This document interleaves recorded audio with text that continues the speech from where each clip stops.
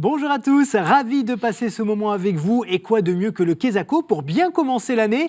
Étymologie, histoire, théologie, liturgie, mais aussi beaucoup de bonne humeur. Voilà les ingrédients pour une émission réussie. Ah bah non, il manque un ingrédient. C'est le père Bernard Clasen, bonjour. Bonjour. Ben voilà, au moins la recette est complète maintenant. Et chers amis, aujourd'hui, on va découvrir le mot solennité. Tout simplement parce que le 1er janvier, c'est traditionnellement la solennité de Sainte Marie, Mère de Dieu. Et comme d'habitude, on va d'abord regarder le micro-trottoir. On revient très vite. Religious holidays? No? No. Alors, C'est un petit peu grandiloquent, non? C'est quelque chose qui est pas courant. Oui, quelque chose d'important qui est fait en suivant une règle. voilà, un peu pompeux, un peu strict aussi, parce qu'il faut que ça soit fait dans les règles, voilà. Quelque chose où il y a beaucoup d'artifices. Solennité, ça peut s'adapter aux ordres de l'Église, à la solennité, une messe solennelle, une cérémonie. Oui, forcément, c'est un moment solennel, c'est-à-dire empreint d'un peu de gravité, de sérieux, c'est vrai. Mais d'un point de vue religieux, c'est encore plus que ça. Alors, Père Clasen, qu'est-ce qu'une solennité ? Une solennité, c'est ce qui s'habille de pompe ecclésiastique. Une grande solennité, ça veut dire avec beaucoup d'effets, beaucoup de décors, beaucoup de chants, beaucoup d'apparat.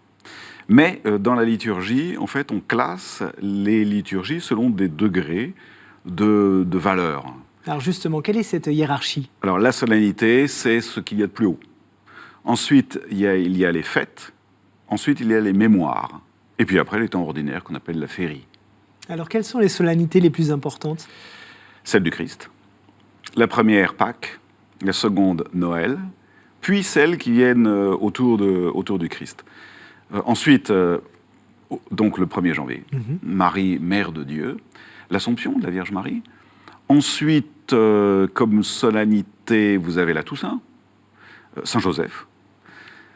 Ensuite, vous avez Saint-Pierre, Saint-Paul. Enfin voilà, il y en a 17 dans le calendrier liturgique. Mais à quel moment on a décrété que ces moments-là précisément seraient des solennités ? Alors ça, c'est venu du point de vue par l'histoire. Par exemple, l'Assomption de la Vierge Marie, c'est très récent. Le Sacré-Cœur de Jésus, c'est une solennité, c'est très récent. C'est le siècle dernier. Alors que la Pâques et Noël, c'est d'origine. Enfin, d'origine. À partir du moment où le calendrier liturgique s'est fixé.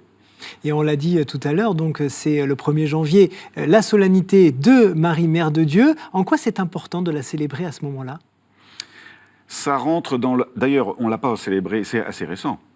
Et c'est le pape Pie VI, je crois, sauf erreur de ma part, qui a décrété qu'on aurait cette fête dans le calendrier liturgique. Et il l'a d'abord mis en octobre, pour le rapprocher de la Toussaint. Et puis non, il fallait le mettre au plus proche de la Nativité.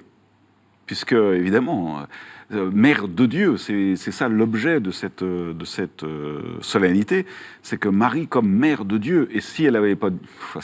je dis ça comme ça, mais si elle n'avait pas dit oui, point de Noël, point d'incarnation, voilà. Donc, il fallait l'accoler à la Nativité. C'est la raison pour laquelle on a en quelque sorte retiré d'ailleurs une fête qui existait, qui était le 1er janvier, qui était la circoncision de Jésus. On l'a retirée de manière à mettre une solennité, celle de la Vierge Marie.